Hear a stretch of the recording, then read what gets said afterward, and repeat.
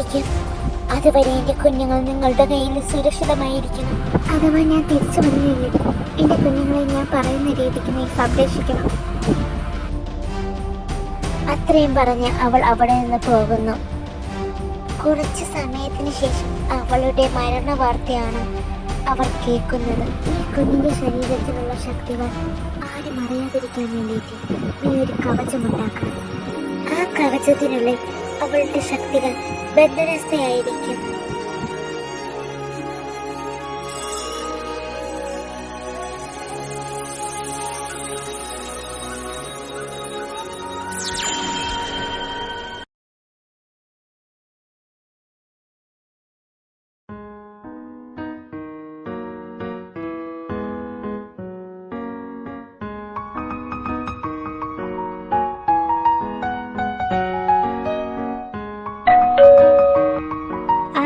രാവിലെ തന്നെ ഇന്നും പറഞ്ഞ് നന്ദിനി വാതിൽ തുറക്കുന്നു. ഇതാരാ? ആദ്യമോളോ? വാ, അകത്തേക്ക് വാ. മോളെന്താ രാവിലെ തന്നെ?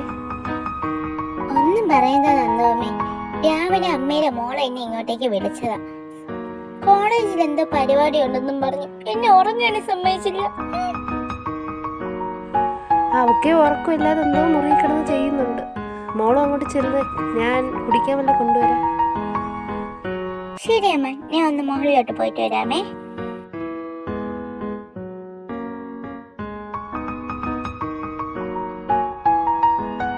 തന്നെ കണ്ടിട്ട് മൈൻഡ് ചെയ്യാതെ പോകുന്ന ആദ്യയെ കണ്ടപ്പോൾ, എന്താ മോളൂസേ, ചാടയാണോ? ചാട നിന്റെ കുഞ്ഞമ്മയ്ക്കാടാ.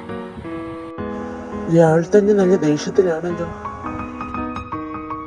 അതും പറഞ്ഞ് അവളുടെ കയ്യിൽ പിടിച്ച് അടുത്ത റൂമിലേക്ക് അവൻ കൊണ്ടുപോയി. എന്താണ് നിനക്ക് ഇത്ര ദേഷ്യം? കൈ വിടടാ. നിനക്ക് ആ ദേവിയുണ്ടല്ലോ, അവളോട് പോയി ചോദിക്കും. ഇന്നലെ എന്തായിരുന്നു അവളോടൊരു കൊഞ്ചിക്കരഞ്ഞ് സംസാരം. നിങ്ങളുടെ അനിയത്തി എന്നോട് പ്രത്യേകം പറഞ്ഞതാ നിങ്ങളൊരു കോടിയാണെന്ന്. അത് ഞാൻ ഒന്നും വിശ്വസിച്ചില്ല. എന്റെ തെറ്റാത്. എടി, അതാണോ കാര്യം? അവൾക്കൊരു ഡൗട്ട് ഉണ്ടായിരുന്നു, അത് ഞാൻ മാറ്റി കൊടുത്തതാ. അല്ലാതെ നീ വിചാരിക്കുന്ന പോലെ ഒന്നുമില്ല. പിന്നെ നിനക്ക് തോന്നുന്നുണ്ടോ എന്റെ ആദ്യ മുഖത്തല്ലാതെ ഞാൻ വേറെ ആരെങ്കിലും മുഖത്ത് നോക്കുമെന്ന്? ഇപ്രാവശ്യത്തേക്ക് ഞാൻ ക്ഷമിച്ചു.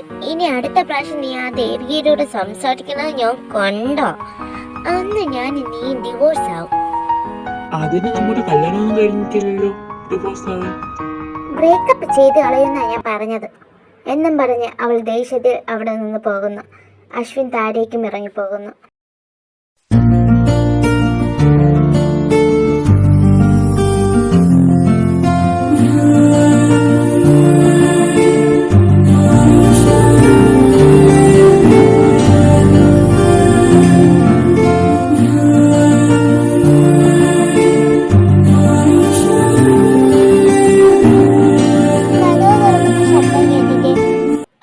അങ്ങോട്ടേക്ക് നോക്കുന്നു. നിന്റെ പഴത്തെ ചേട്ടൻ ഞാൻ കൊന്നാളെ.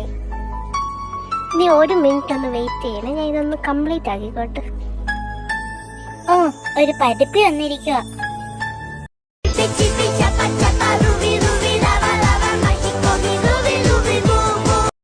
ഹലോ, പറയടാ. നിങ്ങൾ രണ്ടെണ്ണം എവിടെ പോയി കിടക്കുക? ഇവിടെ 8:30-ക്കാണ് പ്രോഗ്രാം. പെട്ടെന്ന് ഇങ്ങോട്ട് വാ. ശരിയടാ, ഞങ്ങൾ ഇപ്പൊ ഇറങ്ങും. നീ അവിടെ തന്നെ കാണണേ. ഓ, വേഗം വാ. ആരാടി വിളിച്ച? അത് ശ്രീയാ. അവിടെ 8:30-ക്ക് പ്രോഗ്രാം തുടങ്ങിയെന്ന് പറഞ്ഞ് അവൻ കിടന്ന് കയറ് പൊട്ടിക്കുക.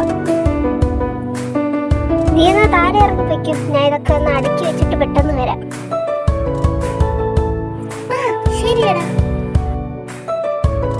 നിങ്ങൾ രണ്ടുപേരും താഴെ ഇറങ്ങി വന്നോ? ഞാൻ നിങ്ങൾക്ക് കുടിക്കാനുള്ളതും കൊണ്ട് അങ്ങോട്ട് കയറി വരാൻ ഇരിക്കുകയായിരുന്നു.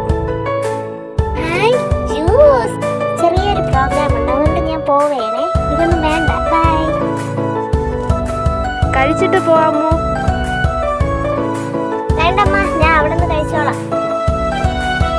ശരിയമ്മ, ഞാനും പോണേ, ബൈ എന്നും പറഞ്ഞ് രണ്ടുപേരും പുറത്തേക്ക് പോകുന്നു. ഇത്രയും നേരമായിട്ട് എവിടെ പോയി കിടക്കുക? ഞാൻ കുറെ നേരം കൊണ്ട് ഇവിടെ കാത്തിരിക്കുക. അല്ലെങ്കിൽ ഈ പെൺപിള്ളേർ ഇങ്ങനെ തന്നെയാ. ഒരു 5 മിനിറ്റ് വൈകിട്ടാണ് നീ ഇങ്ങനെ ചാടി കളിക്കാൻ വരുന്നേ.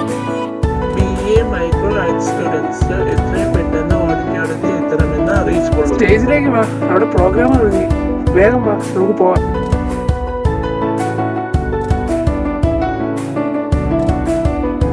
ഇപ്പോഴാണ് ആദ്യ ആ കാഴ്ച കാണുന്നത്.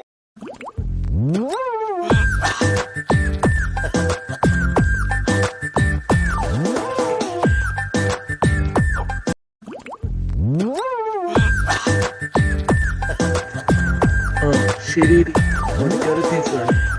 ആടാ, ബൈ.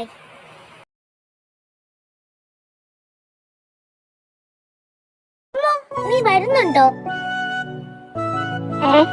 ഇതൊക്കെന്ത് പറ്റി?